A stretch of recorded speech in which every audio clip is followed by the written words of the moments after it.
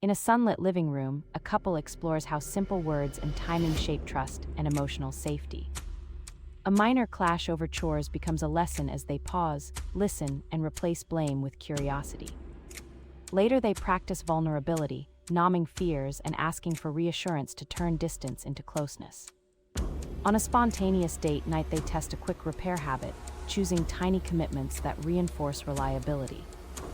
The takeaway offers practical steps: validate feelings, summarize clearly, and schedule short weekly check-ins.